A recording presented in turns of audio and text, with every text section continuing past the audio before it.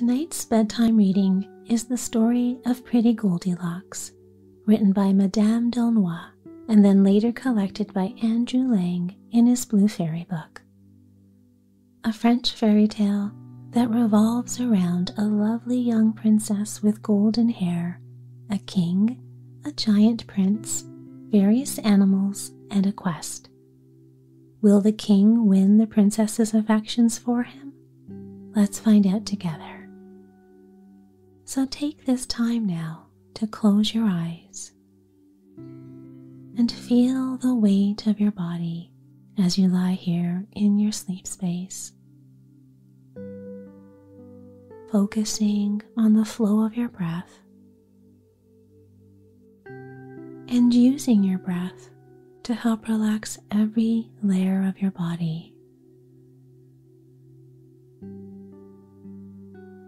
Letting each exhale be an opportunity to let go of any resistance,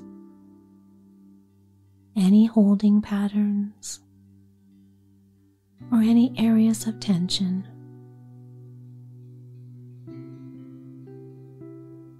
Letting each exhale bring a little more softness to the body,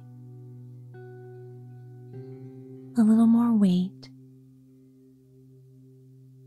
and giving way to the softening and allowing yourself to sink down, all the way down, enjoying this quiet moment as you bring rest to your energy, rest to your body and your mind, helping you unwind, relax, and drift off.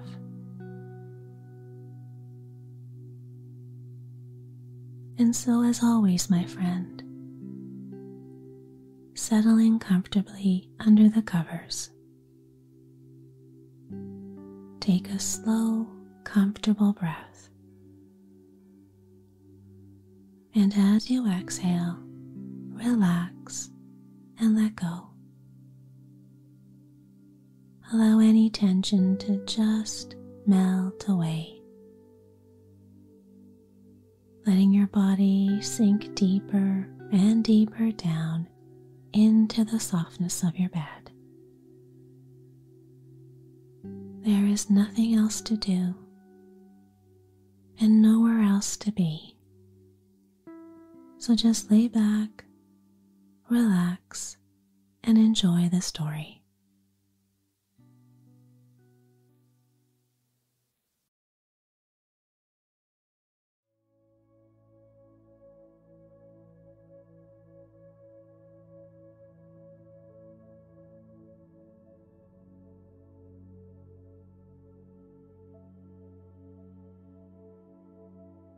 Once upon a time, there was a princess who was the prettiest creature in the world. And because she was so lovely, and because her hair was like the finest gold and waved and rippled nearly to the ground, she was called Pretty Goldilocks. She always wore a crown of flowers, and her dresses were embroidered with diamonds and pearls, and everyone who saw her fell in love with her. Now one of her neighbors was a young king who was not married. He was very rich and handsome, and when he heard all that was said about Pretty Goldilocks, though he had never seen her, he fell so deeply in love with her that he could neither eat nor drink. So he resolved to send an ambassador to ask her in marriage. He had a splendid carriage made for his ambassador and gave him more than 100 horses and 100 servants, and told him to be sure and bring the princess back with him. After he had started, nothing else was talked of at court, and the king felt so sure that the princess would consent that he set his people to work at pretty dresses and splendid furniture, that they might be ready by the time she came. Meanwhile, the ambassador arrived at the princess's palace and delivered his little message. But whether she happened to be cross that day, or whether the compliment did not please her is not known. She only answered that she was very much obliged to the king, but she had no wish to be married. The ambassador set off sadly on his homeward way, bringing all the king's presents back with him, for the princess was too well brought up to accept the pearls and diamonds when she would not accept the king, so she had only kept 25 English pins that he might not be vexed. When the ambassador reached the city, where the king was waiting impatiently, everybody was very much annoyed with him for not bringing the princess, and the king cried like a baby, and nobody could console him. Now there was at court a young man who was more clever and handsome than anyone else. He was called Charming, and everyone loved him, excepting a few envious people who were angry at his being the king's favorite and knowing all the state secrets. He happened to one day be with some people who were speaking of the ambassador's return and saying that his going to the princess had not done much good, when Charming said rashly, "If the king had sent me to the Princess Goldilocks, I am sure she would have come back with me." His enemies at once went to the king and said, "You will hardly believe this, sire, what Charming has the audacity to say, that if he had been sent to the Princess Goldilocks, she would certainly have come back with him. He seems to think that he is so much more handsomer than you that the princess would have fallen in love with him and followed him willingly." The king was very angry when he heard this.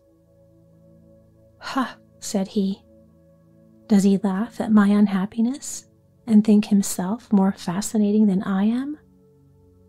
Go, and let him be shut up in my great tower to die of hunger."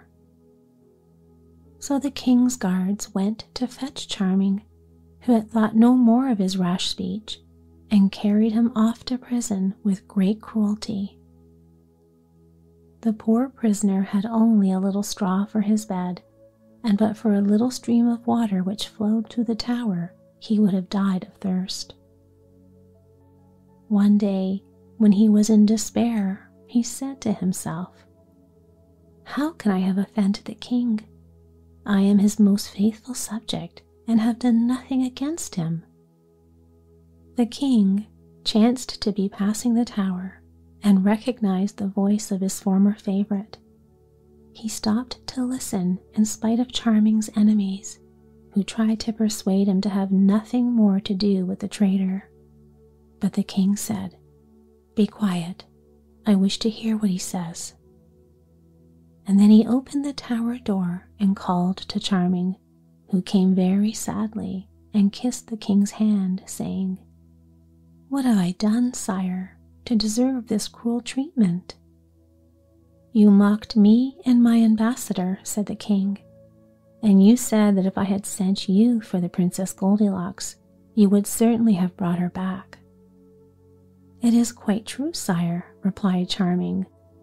"I should have drawn such a picture of you and represented your good qualities in such a way that I am certain the princess would have found you irresistible. But I cannot see what there is in that to make you angry." The king could not see any cause for anger either when the matter was presented to him in this light, and he began to frown very fiercely at the courtiers who had so misrepresented his favorite. So he took Charming back to the palace with him, and after seeing that he had a very good supper, he said to him, "You know that I love Pretty Goldilocks as much as ever. Her refusal has not made any difference to me, but I don't know how to make her change her mind. I really should like to send you to see if you can persuade her to marry me." Charming replied that he was perfectly willing to go and would set out the very next day. "But you must wait till I can get a grand escort for you," said the king. But Charming said that he only wanted a good horse to ride, and the king, who was delighted at his being ready to start so promptly, gave him letters to the princess and bade him good speed. It was on a Monday morning that he set out all alone upon his errand, thinking of nothing but how he could persuade the Princess Goldilocks to marry the king. He had a writing book in his pocket, and whenever any happy thought struck him, he dismounted from his horse and sat down under the trees to put it into the harangue which he was preparing for the princess before he forgot it. One day, when he had started at the very earliest dawn and was riding over a great meadow, he suddenly had a capital idea, and, springing from his horse, he sat down under a willow tree which grew by a little river. When he had written it down, he was looking round him, pleased to find himself in such a pretty place, when all at once he saw a great golden carp lying gasping and exhausted upon the grass. In leaping after little flies, she had thrown herself high upon the bank, where she had lain till she was nearly dead. Charming had pity upon her, and, though he couldn't help thinking that she would have been very nice for dinner, he picked her up gently and put her back into the water. As soon as Dame Carp felt the refreshing coolness of the water, she sank down joyfully to the bottom of the river. Then, swimming up to the bank quite boldly, she said, "I thank you, Charming, for the kindness you have done me. You have saved my life. One day I will repay you." So saying, she sank down into the water again, leaving Charming greatly astonished at her politeness. Another day, as he journeyed on, he saw a raven in great distress. The poor bird was closely pursued by an eagle, which would have soon have eaten it up, had not Charming quickly fitted an arrow to his bow and shot the eagle dead. The raven perched upon a tree very joyfully. "Charming," said he, "it was very generous of you to rescue a poor raven. I am not ungrateful. Some day I will repay you." Charming thought it was very nice of the raven to say so, and went on his way. Before the sun rose, he found himself in a thick wood where it was too dark for him to see his path, and here he heard an owl crying as if it were in despair. "Hark," said he, "that must be an owl in great trouble. I am sure it has gone into a snare." And he began to hunt about, and presently found a great net which some bird catchers had spread the night before. "What a pity it is that men do nothing but torment and persecute poor creatures which never do them any harm," said he, and he took out his knife and cut the cords of the net, and the owl flitted away into the darkness. But then turning, with one flicker of her wings, she came back to Charming and said, "It does not need many words to tell you how great a service you have done me. I was caught. In a few minutes the fowlers would have been here. Without your help I should have been killed. I am grateful, and one day I will repay you." These 3 adventures were the only ones of any consequence that befell Charming upon his journey, and he made all the haste he could to reach the palace of the Princess Goldilocks. When he arrived, he thought everything he saw delightful and magnificent. Diamonds were as plentiful as pebbles, and the gold and silver, the beautiful dresses, the sweet meats and pretty things that were everywhere quite amazed him. He thought to himself, "If the princess consents to leave all this and come with me to marry the king, he may think himself lucky." Then he dressed himself carefully in rich brocade with scarlet and white plumes, and threw a splendid embroidered scarf over his shoulder. and looking as handsome and as graceful as possible, he presented himself at the door of the palace, carrying in his arm a tiny pretty dog which he had bought on the way. The guards saluted him respectfully, and a messenger was sent to the princess to announce the arrival of Charming as ambassador of her neighbor the king. "Charming," said the princess. "The name promises well. I have no doubt that he is good-looking and fascinates everybody." "Indeed he does, madam," said all her maids of honor in one breath. "We saw him from the window of the garret where we were spinning flax, and we could do nothing but look at him as long as he was in sight." "Well, to be sure," said the princess. "That's how you amuse yourselves, is it? Looking at strangers out of the window? Be quick and give me my blue satin embroidered dress and comb out my golden hair.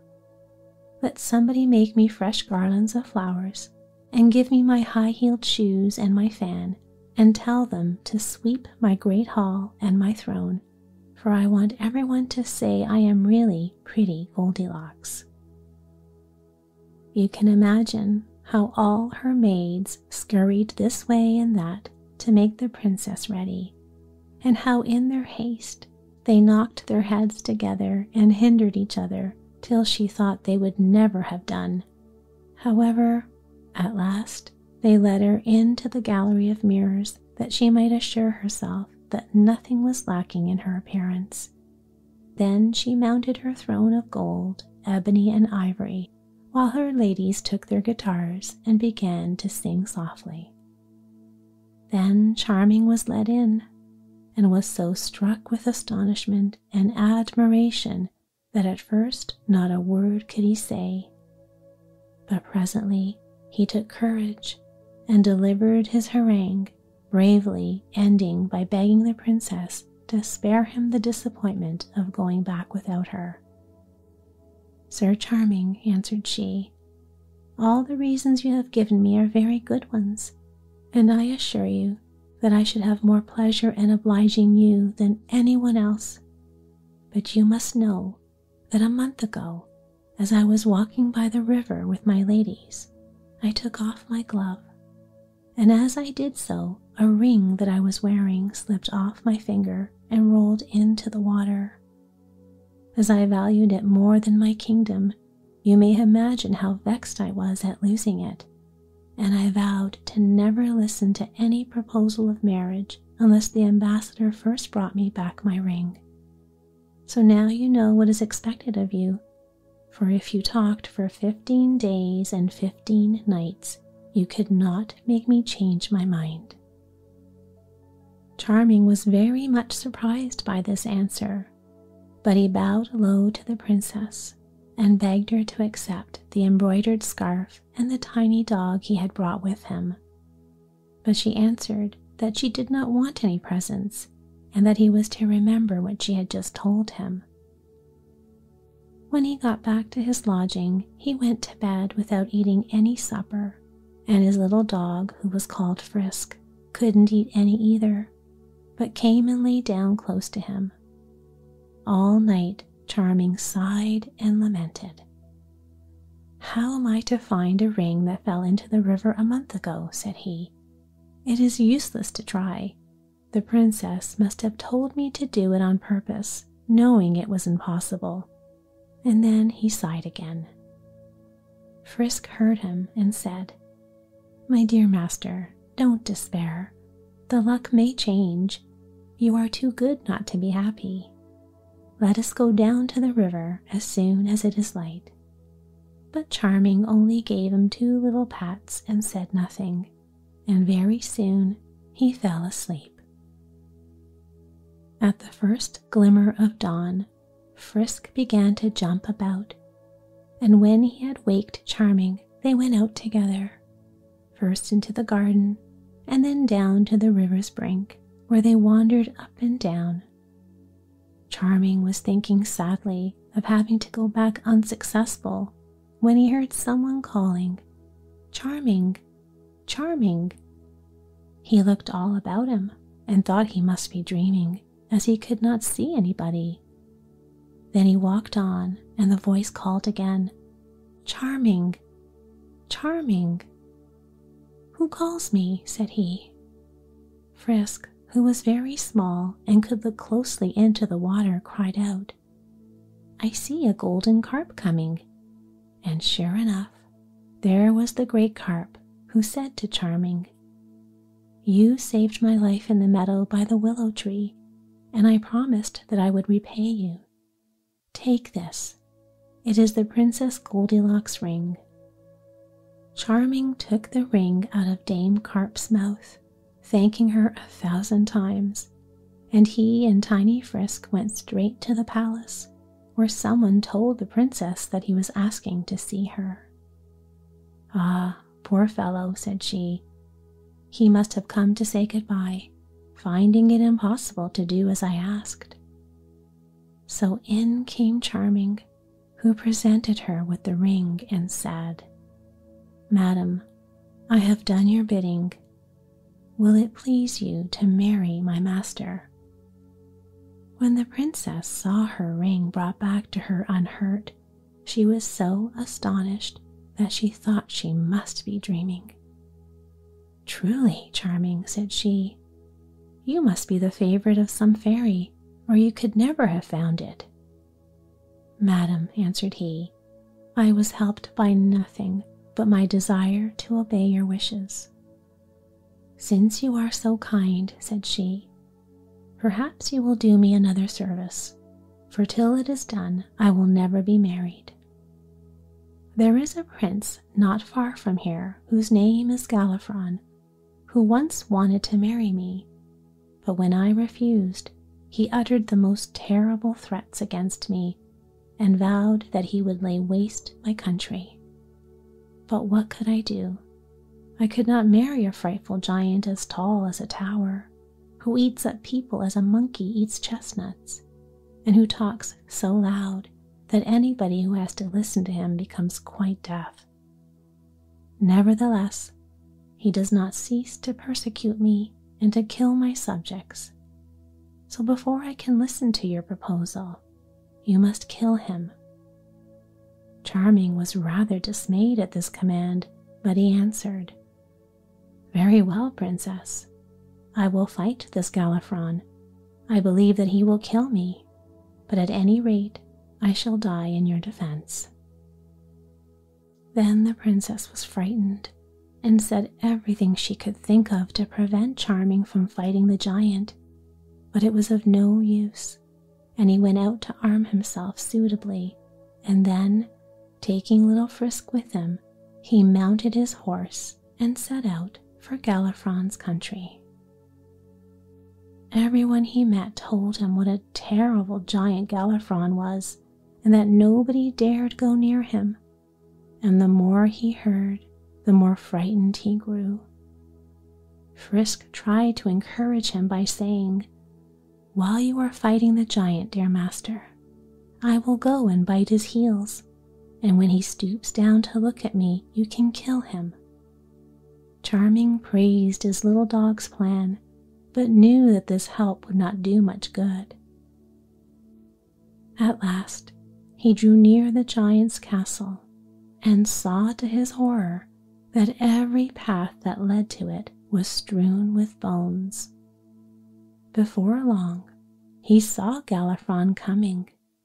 His head was higher than the tallest trees, and he sang in a terrible voice, "Bring out your little boys and girls, pray do not stay to do their curls, for I shall eat so very many, I shall not know if they have any."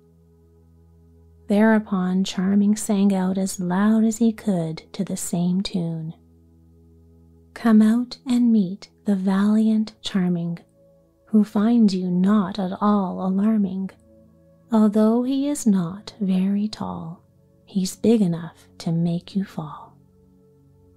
The rhymes were not very correct, but you see, he had made them up so quickly that it is a miracle that they were not worse, especially as he was horribly frightened all the time. When Galifron heard these words, he looked all about him and saw Charming standing sword in hand, and this put the giant into a terrible rage. He aimed a blow at Charming with his huge iron club, which would certainly have killed him if it had reached him. However, at that instant, a raven perched upon the giant's head and, pecking with its strong beak and beating with its great wings, so confused and blinded him that all his blows fell harmlessly upon the air, and Charming, rushing in, gave him several strokes with his sharp sword, so that he fell to the ground dead. Soon after, the raven from a tree close by croaked out, "You see, I have not forgotten the good turn you did me in killing the eagle. Today, I think I have fulfilled my promise of repaying you." "Indeed, I owe you more gratitude than you ever owed me," replied Charming.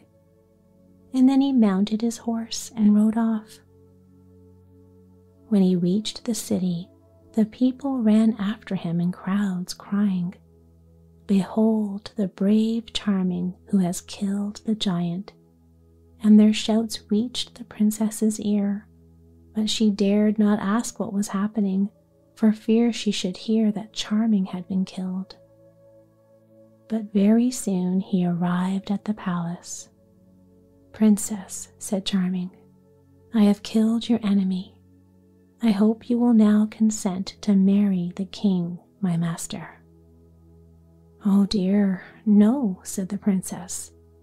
"Not until you have brought me some water from the gloomy cavern.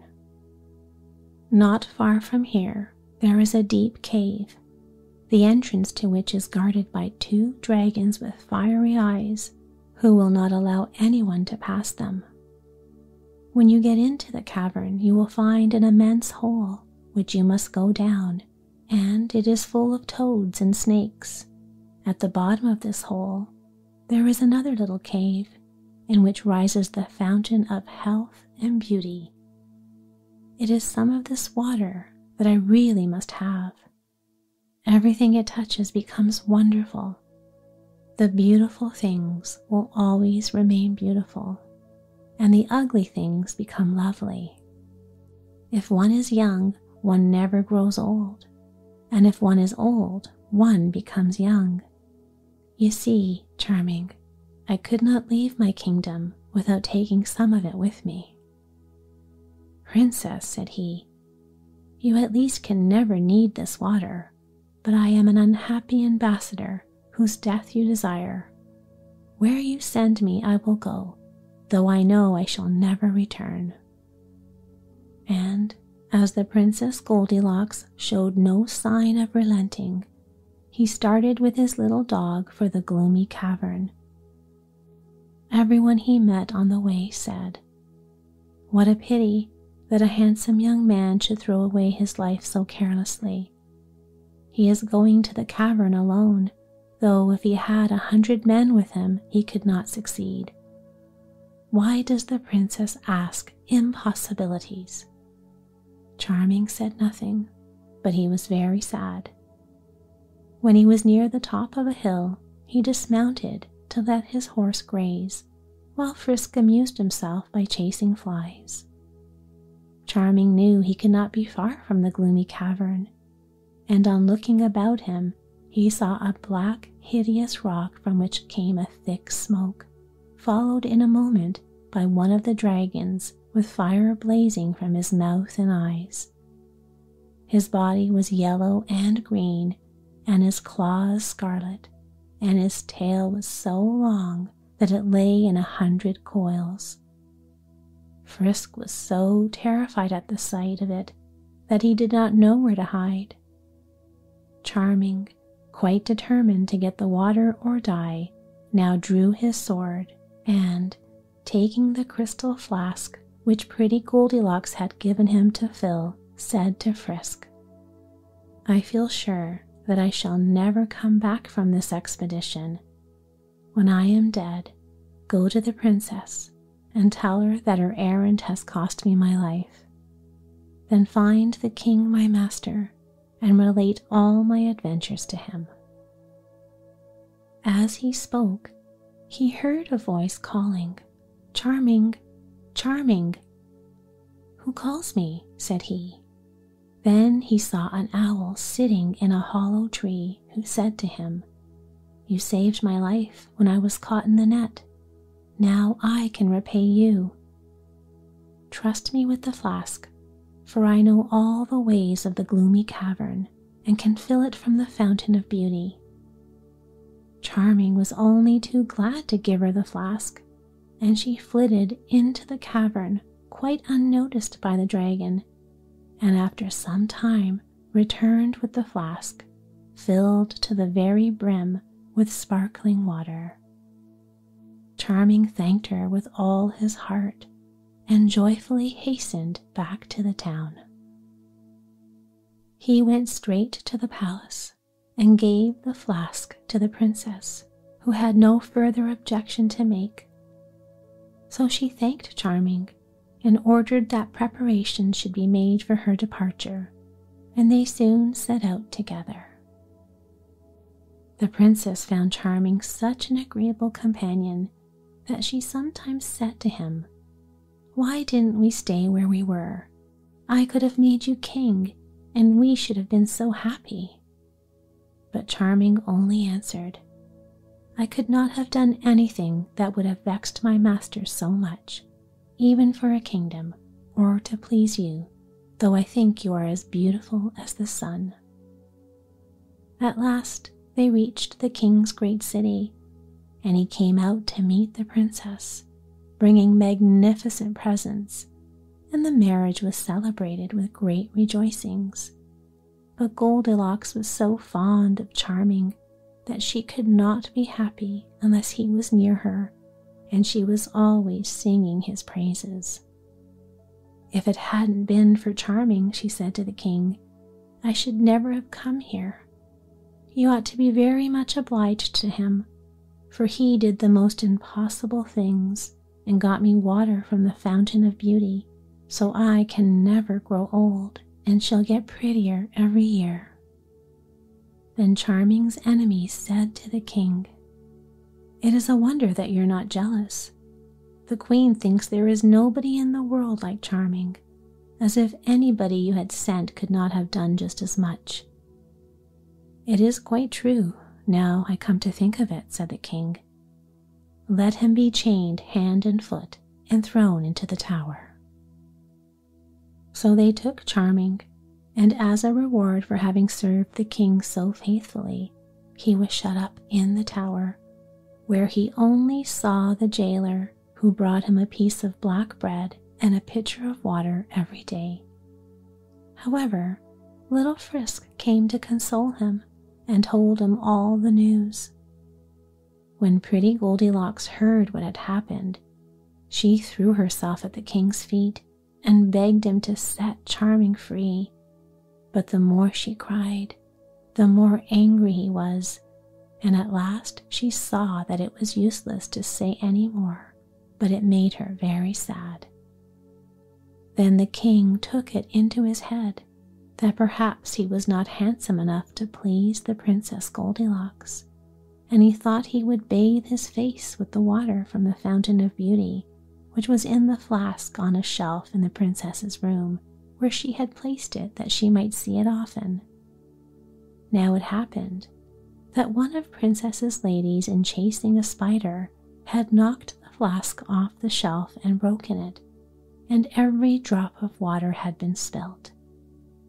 Not knowing what to do, she had hastily swept away the pieces of crystal, and then remembered that in the king's room she had seen a flask of exactly the same shape, also filled with sparkling water. So, without saying a word, she fetched it and stood it upon the queen's shelf. Now the water in this flask was what was used in the kingdom for getting rid of troublesome people. Instead of having their heads cut off in the usual way, their faces were bathed with the water, and they instantly fell asleep and never woke up any more. So when the king, thinking to improve his beauty, took the flask and sprinkled the water upon his face, he fell asleep, and nobody could wake him. Little Frisk was the first to hear the news, and he ran to tell Charming, who sent him to beg the princess not to forget the poor prisoner. All the palace was in confusion on account of the king's death, but tiny Frisk made his way through the crowd to the princess's side and said, "Madam, do not forget poor Charming." Then she remembered all he had done for her, and without saying a word to anyone, went straight to the tower, and with her own hands took off Charming's chains. Then, putting a golden crown upon his head and the royal mantle upon his shoulders, she said, "Come, faithful Charming, I make you king and will take you for my husband." Charming, once more free and happy, fell at her feet and thanked her for her gracious words. Everybody was delighted that he should be king, and the wedding, which took place at once, was the prettiest that can be imagined, and Prince Charming and Princess Goldilocks lived happily ever after.